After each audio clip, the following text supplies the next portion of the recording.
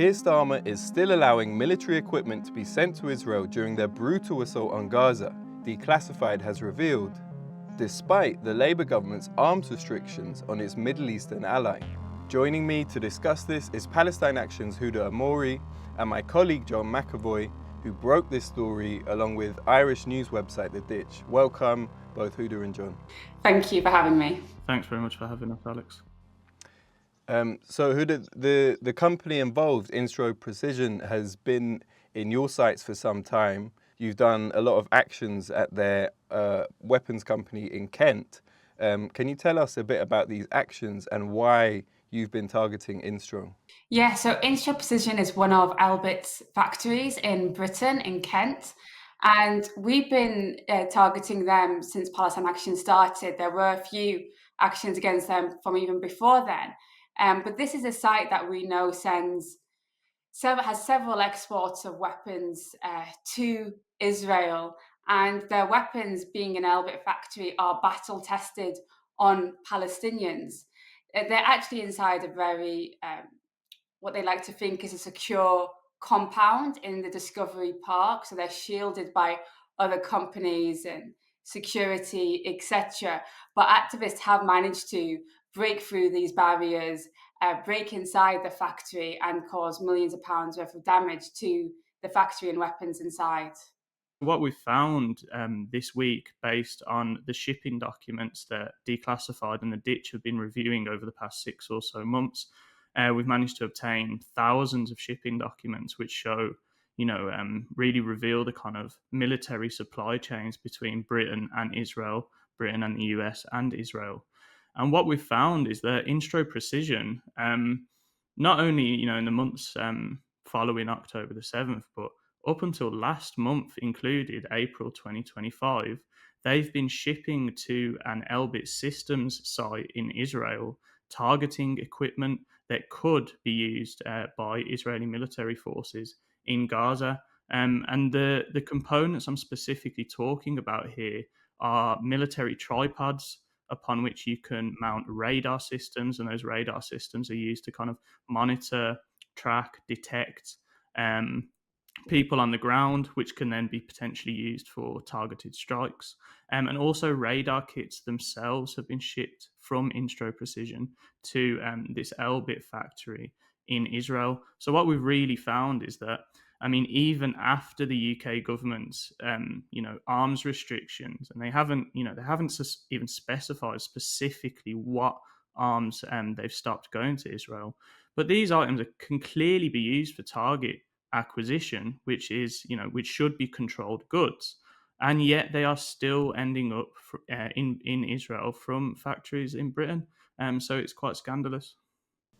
And Huda, in your research, have you come across any sort of visual examples of any of these bits of equipment being used in Israel by the IDF? Yeah, we know Elbit is already a major supplier to the Israeli military. They're a bit more, they try and hide a bit more what they do in their British factories, but we have seen in court as well, they've been forced to admit that some of the parts that are being made in Instro are going to the Israeli military, and that's despite denials elsewhere. So there has been some admissions from Elbit Systems, but they always try and minimize their involvement with this, despite the fact that they are literally an Israeli weapons maker. And I know it was covered by John's article as well, that the action in question, where they're being accused of terrorism, of having a terrorism connection, just like the Fulton case, 2 days after they broke inside this Instro Precision factory and cost millions of pounds worth of damage, an export license from that factory to Israel was stopped. So there was a direct impact of that action during a genocide, and activists are putting their liberty and their lives on the line in order to stop these weapons from being made in these factories during a genocide, to uphold international law. Huda, as John mentioned earlier, Palestine actionists have faced unprecedented repression from the British government. And there was an interesting detail in the past couple of weeks. A leaked email came out it looked like the British government had sent the details of the counter-terrorism police to the Israeli embassy. Can you just tell us a little bit about that email and the repercussions of it? It was a follow-up to a meeting which happened between the Deputy Israeli Ambassador, Nicholas Smith, Head of International Law and National Security at the Attorney General's Office, and Douglas Wilson, Director at the AGO, who's previously been involved in correspondence with the Israeli Embassy about Palestine Action cases.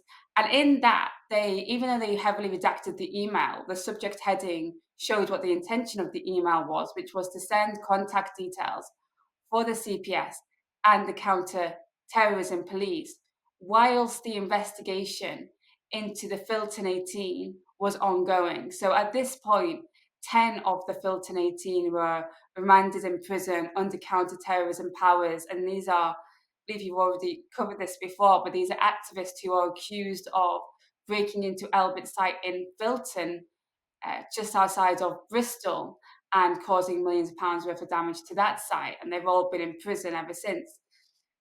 At the point of this email, 10 people were being investigated. 2 months later, another 10 people were raided after contact was established between the Israeli embassy and the counter-terrorism police leading this investigation and the prosecutors who oversee the prosecutions of these activists. And then another 8 people were held, first of all, for days up to a week in solitary confinement without charge under terrorism powers, and then remanded to prison. And because they're all charged with ordinary criminal offences, but because the CPS are saying there's some sort of terrorism connection in these cases, which is never decided by a jury, and we have had a lot of successes in front of juries, this will be decided by a High Court judge who will decide this at sentencing. So until then, they've been using these allegations as a way to keep these people in prison. Some of them will be in prison for a year and a half, maybe up to 2 years, unconvicted before they even get to trial, despite the normal custody time limits being 6 months. So they are completely throwing everything at some people in Palestine Action in order to try and deter the movement, scare people off, and ultimately to protect a foreign genocidal entity and its weapons manufacturers. And John, what's your reading of this leaked email? What does it tell us about the way that the British government is operating? What are some of the wider kind of repercussions among people that have also faced repression, including journalists? Yeah, well, this email sits in a long line of what looks very much like political interference in domestic policing, and of course foreign interference in domestic policing. I mean, you can go back as far as, shortly after Palestine Action was created. Dominic Raab was then the UK Foreign Secretary, was in Israel, and he was discussing how the UK government would respond to attacks on Elbit's offices in Britain with the Israeli government all the way back in, I believe, 2020, if not 2019. In 2022, you had the then UK Home Secretary, Priti Patel, meeting with the UK CEO of Elbit, Martin Fawcett, I think his name was, to discuss how the government was going to respond to Palestine Action once again. We also revealed in Declassified a couple of months ago that Elbit Systems in the UK has its own intelligence cell, which reports to the British police every 2 weeks. So you've got a significant degree of kind of collaboration between the UK Home Office, the British police, Israeli arms firms, and the Israeli government. Yeah, and that's clearly visible in the recent efforts to use counter-terror legislation against Palestine Action activists. The government presumably knows full well that there is no terror connection. What they want to do is terrify the civilian population of Britain from taking direct action against the British state complicity in a genocide. And on direct action, along with what Palestine Action has been doing at arms factories across the UK, there's been large-scale protests at ports around the world, including 2 huge ports in the US, Tangiers in Morocco. John, can you tell us a little bit about this movement? Yeah, so about a little over a month ago at Declassified, we published a story showing how the Danish multinational shipping company Maersk had been shipping F-35 equipment all the way to Haifa from the US. And that equipment, the shipping document suggested, could be used for the maintenance and repair of F-35 fighter jets, and they've been, used extremely frequently in the genocide in Gaza. I mean, they've been directly linked to war crimes, including the massacre of over 90 civilians in the supposedly safe zone of Al-Mawasi back last year. And what the kind of significant thing about this particular story was that we managed to find that the F-35 equipment was being shipped before the container ship had even left dock in the US. And so our activists, and particularly those involved with the Mask Off Maersk campaign and the Palestinian youth movement, so we had thousands of people out protesting the arrival of this ship in Tangier before it even arrived. Many of the trade unions in Morocco refused to work it. We had cases of dockers resigning. The Maersk ship was stuck out in the middle of the ocean for a couple of days because it wasn't able to dock. And what this really shows is that, when we can, reveal the true supply chain of, arms to Israel combined with dedicated direct action, the same type of direct action that Palestine Action are doing, the Mask Off Maersk campaign. Huda, last word to you. How do we keep the pressure up?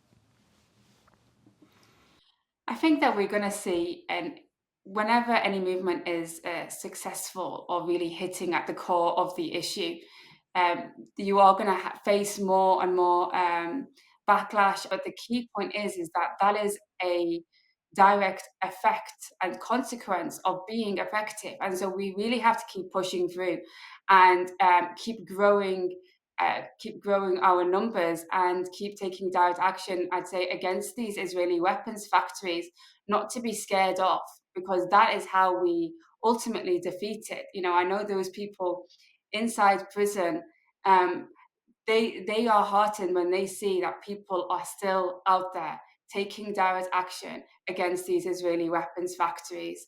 And so, we just need to continue to grow despite the challenges that we might face. And that is the only route to victory.